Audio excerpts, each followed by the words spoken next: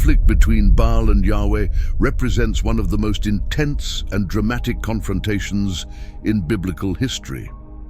This clash of spiritual titans not only defined the destiny of a nation, but also left an indelible legacy on the faith and culture of Israel.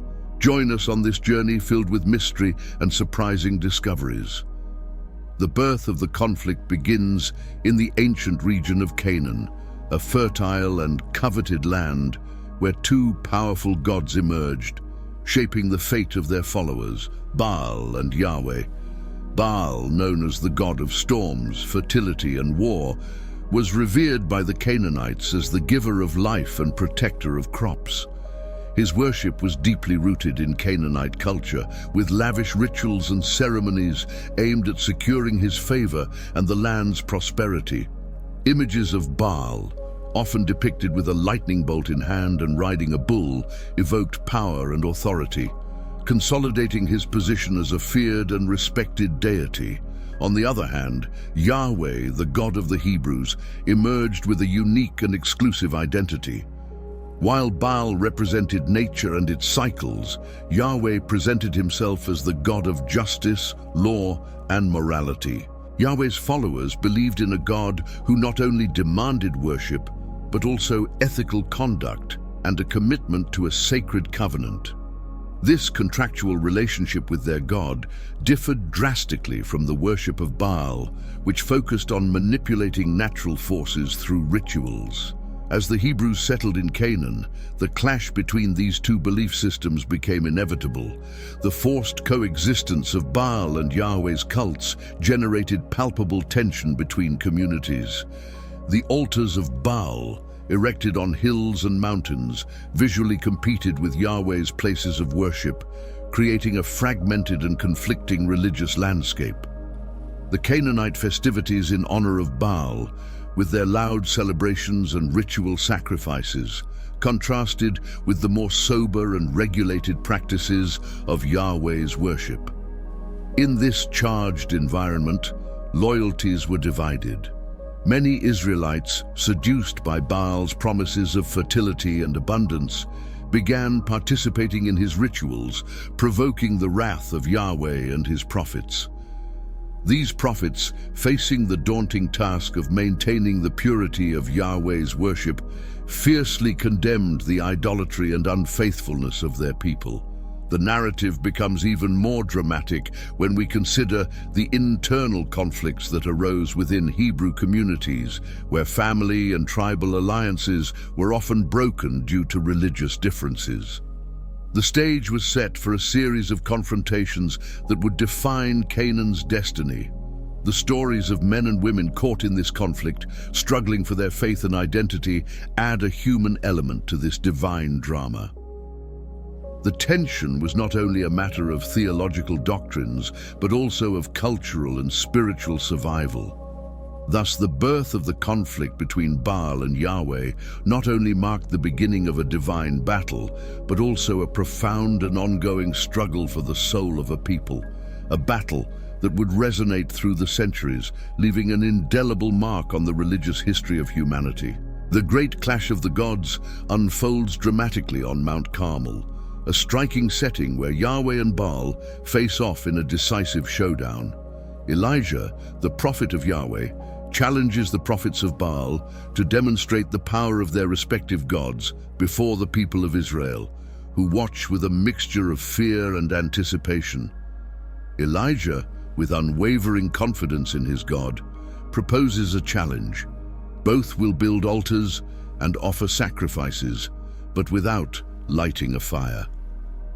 The God who responds with fire from heaven will be the true God.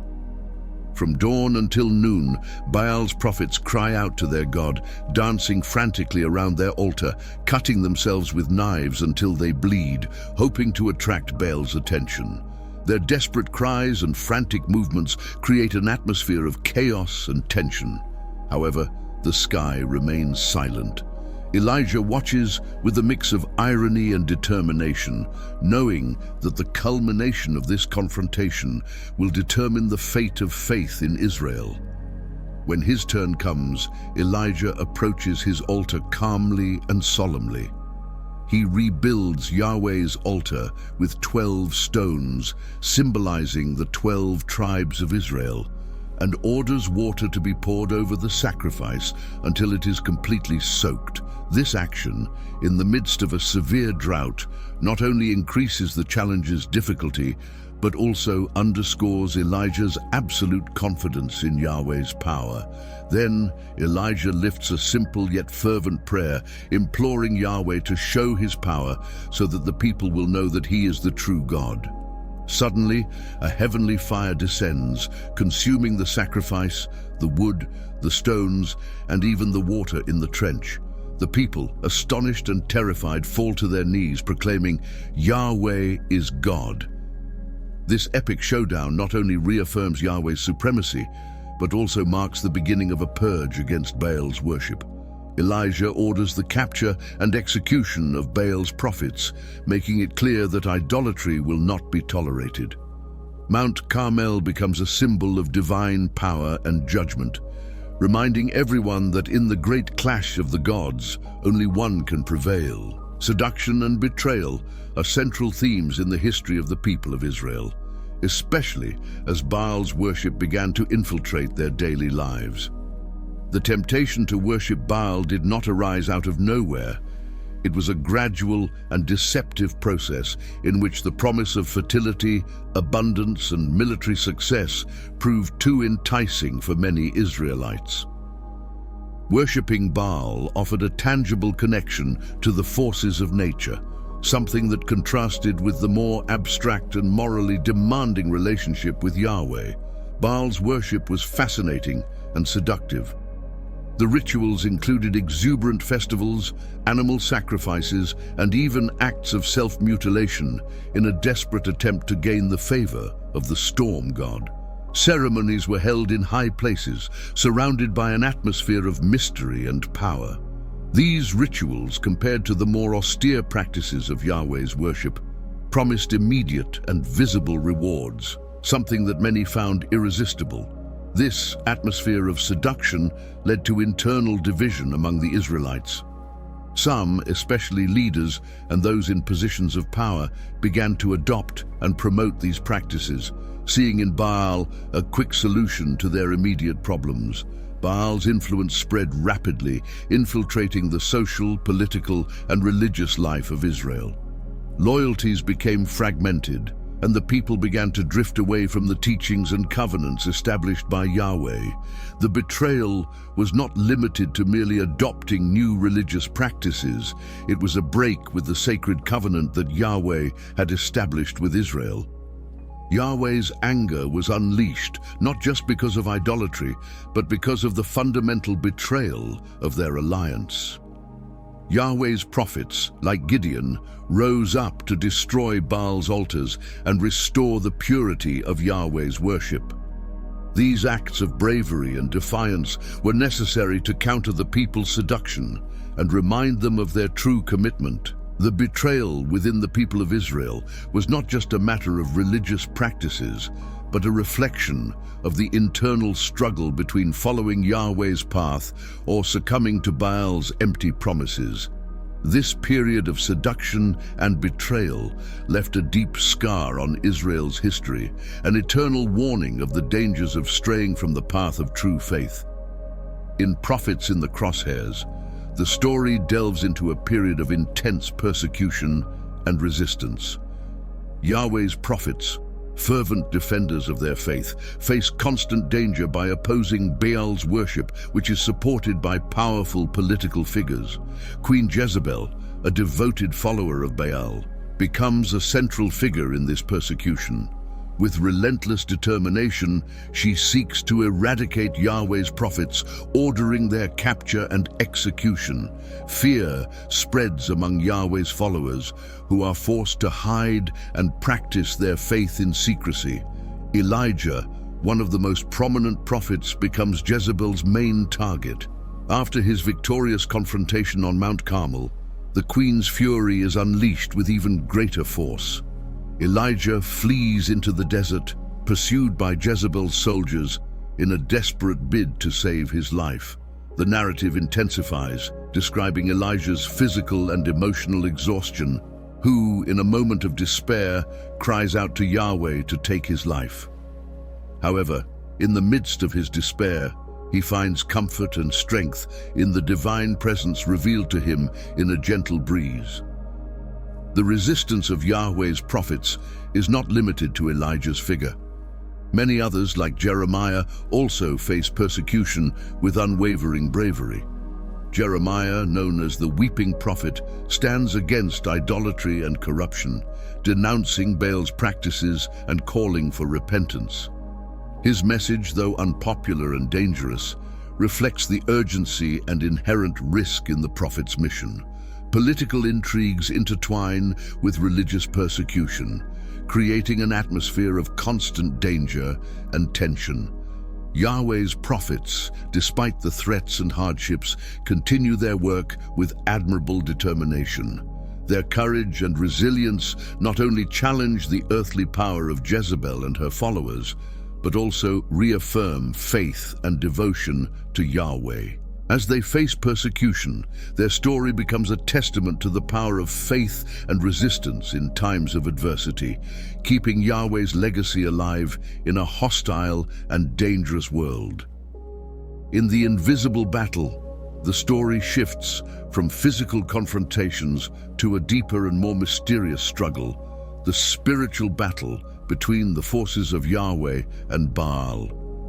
This war is not fought with swords and spears, but in the invisible realm of the supernatural, where angels and demons, spirits, and divine entities clash in a conflict beyond human comprehension. In this spiritual realm, Yahweh's followers are aware that their earthly struggles reflect a cosmic war in the heavens. The Epistle to the Ephesians describes this battle not as a struggle against flesh and blood, but against principalities, powers, and the rulers of the darkness of this world. This description emphasizes that the real battle is fought on a higher plane, where the forces of Yahweh and Baal are in constant conflict. The prophet Daniel offers a more tangible vision of this invisible war. In one of his visions, he encounters a celestial being who reveals the intensity of this spiritual battle. For 3 weeks, Daniel had been fasting and praying, seeking understanding and guidance. Finally, an angel appears to him, explaining that he had been detained by the Prince of Persia, a powerful evil spirit, until Michael, one of the chief celestial princes, came to his aid. This angelic intervention offers a glimpse into the ferocity of the spiritual war and the constant struggle between the forces of good and evil. The mystery and drama of this invisible battle intensify when considering the influence these spiritual conflicts have on the earthly world. The decisions, actions, and destinies of individuals and nations are intertwined with this heavenly war. Every prayer, every act of faith, and every sacrifice on earth has repercussions in the spiritual realm, strengthening Yahweh's forces or giving an advantage to Baal's followers. The narrative is enriched with episodes of angelic encounters and supernatural manifestations. Yahweh's prophets, aware of this invisible reality, find strength and direction in their visions and encounters with the divine. Their experiences transcend the merely physical, offering a window into the constant battle beyond the visible. Elijah, in his despair and exhaustion, is strengthened by an angel who provides him with food and guidance, reminding him that he is not alone in his struggle. This chapter also emphasizes the importance of faith and prayer as weapons in this spiritual battle. Yahweh's followers are called to put on spiritual armor, equipping themselves with truth, righteousness, faith, and the Word of God to withstand the enemy's attacks. The fight against Baal is not just a matter of destroying altars and defeating false prophets, but of standing firm in faith and resisting the adversary's temptations and deceptions. The invisible battle, though hidden from human eyes, is the true war that defines Yahweh's people's destiny. Every victory and defeat in this spiritual realm has a profound impact on the earthly world, shaping humanity's history and future. This chapter, with its mystery and drama, reveals the depth of the struggle between the forces of Yahweh and Baal, inviting the reader to consider the spiritual dimension of their faith and existence.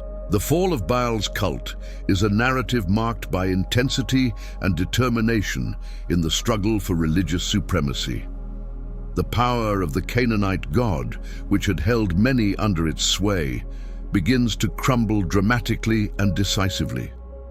The episodes leading to the eradication of the cult reflect a series of epic events that define the triumph of faith in Yahweh. It all begins with a bold plan to eradicate Baal's worshippers. Elijah, after the confrontation on Mount Carmel, initiates a series of decisive actions against Baal's prophets. Under the direction of a king who becomes fervently devoted to Yahweh, a systematic campaign is launched to destroy all the altars and places of worship dedicated to Baal. Baal's temples, once bustling and full of life, are razed with relentless fury. The god's images, revered by his followers, are demolished and burned. The streets, once scenes of vibrant rituals and bloody sacrifices, are now deserted, shrouded in ashes and rubble. The persecution does not stop at the physical destruction of worship places. Baal's followers, who had been active in spreading his faith, face a similar fate. The measures taken include the capture and execution of Baal's priests, a severe display of determination to eradicate any trace of the cult. This systematic elimination of the religious leaders of Baal's cult underscores the thorough nature of the reform. As Baal's structures crumble and his followers are eliminated, a new order is established under faith in Yahweh. The air is filled with a new kind of religious fervor, where worshipping Yahweh is reinstated with renewed devotion. The complete eradication of Baal's cult not only represents Yahweh's victory in terms of divine power, but also symbolizes a shift in the spiritual and cultural fabric of the people.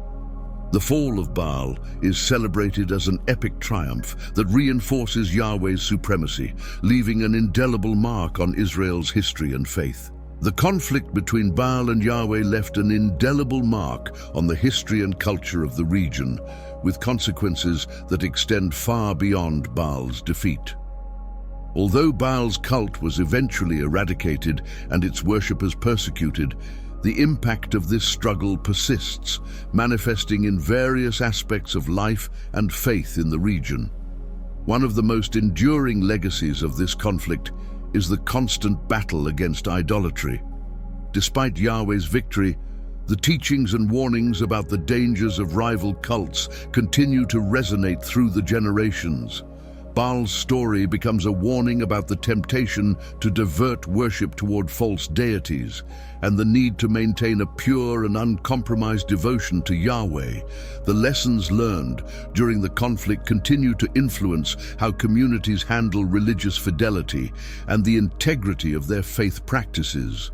Moreover, the confrontation between Baal and Yahweh has also left an echo in the collective psychology of the peoples who lived under this influence.